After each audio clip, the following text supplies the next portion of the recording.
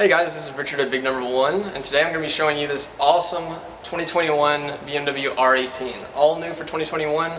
This bike is full of heritage and history of BMW. And also, it marries that with a lot of modern technology to kind of bring it back up to speed with today's current BMW bikes as well. So it's that perfect marriage of classic and modern. So, this bike, the R18, is based off of the BMW R5 from the 1930s. And just like this bike has its own innovations, the R5 had its own for the time as well. For example, it was the first BMW bike to ever have a foot shift, a gearbox, instead of a hand shift, which we take for granted now, but back then it was all new. It was just coming out. So obviously that made it onto the new bikes as well, but it also used a boxer twin engine, just like this one is. And you know, of course, back then it was a smaller twin, but there's a lot of technological factors that made it onto this bike all the way to 2021. Now, there's also a lot of just design elements from the R5 that made it all the way to 2021 onto the R18 here. Start with right here, you'll see, if you've ever seen a picture of the R5, you'll see it has almost the exact same style and shape of tank. It's this drop-shaped tank is what they call it, made it all the way onto here. And then moving on as well, it's got the swing arms that loop all the way around the final drive hub. That's straight from the R18. Almost the same shape of frame, modified a little obviously because this one actually has rear suspension, which the R5 had a year after it came out, but the original did not have.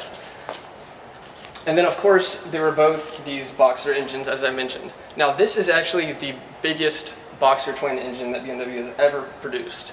It actually comes in at 1802 cc's, which is huge, which also means it weighs a lot. But because of the way this engine configuration is set up, it's all low weight. So the center of gravity is lower, makes it much more confident for the rider to handle that weight, and also just makes it a more comfortable, stable ride. Now, my favorite thing that got carried over from the R5 is something that we have not seen in a long time in BMWs, a very long time. And it's this really nice, super sexy exposed drive shaft here that you can actually see it spin as you're riding. I mean, you obviously don't want to look over your shoulder at it as you're riding. You want to keep your eyes on where you're going, but you could if you wanted to.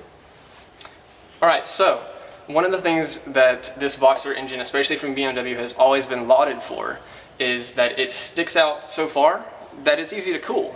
You know, if the engine is all contained in here, and there's less places for it to cool off. These fins here, you're going to catch a lot of wind, which is why this engine, even being the biggest twin that they've ever produced at 1802 cc's, is still just air and oil cooled. It doesn't require really anything more for what this bike is.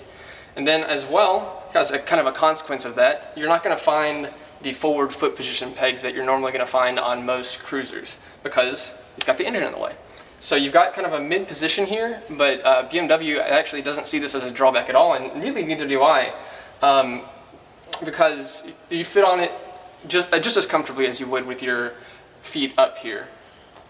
Almost even more confidently, as I would say, just because it feels if you have to put a foot down, which you shouldn't, but if you did, it's right here. You know, you don't have to pull it back from the front. To me, it's more confident and a more comfortable ride. So, with all of these classic drawbacks to the R5, all of the classic styling, you've also got, of course, modern technology that makes this bike relevant nowadays. I like to break that up into safety and comfort to begin with. Safety is the biggest one. I mean, we're on 2 wheels instead of 4. We need all the safety stuff that we can get. Obviously, this bike is going to come stock with ABS on it, of course, and then it also has ASC. Now, ASC stands for Automatic Stability Control.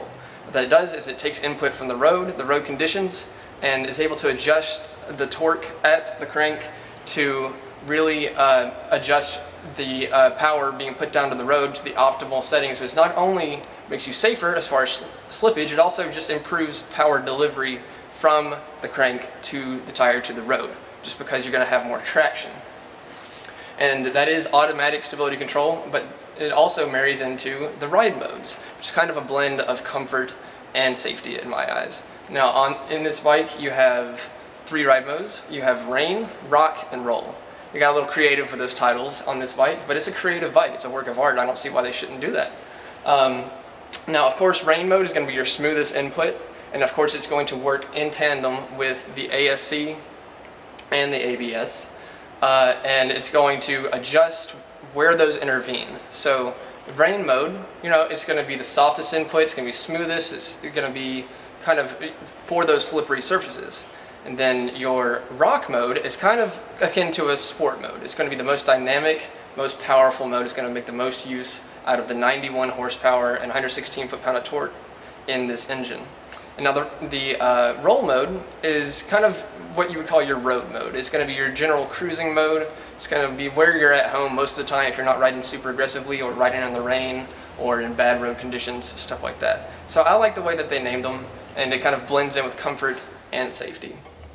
Now, as well as the safety, one of the biggest comfort things on this bike is reverse. It's got an electronic reverse built in. There's a switch right down here to my left under the seat. You hit that, you're ready to reverse, get you out of tight spots in parking lots, get you out of tight spots anywhere really before you're ready to roll.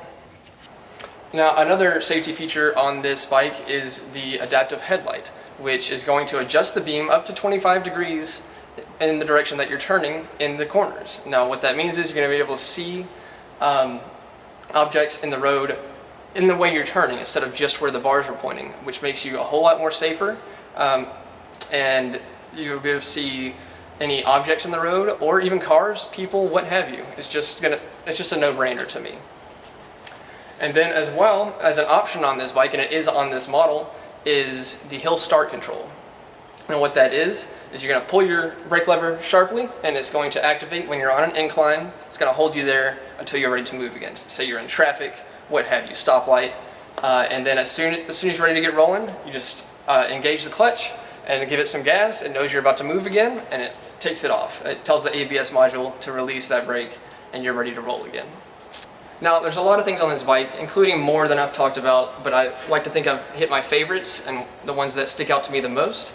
But it really succeeds in marrying the classic look with the modern technology.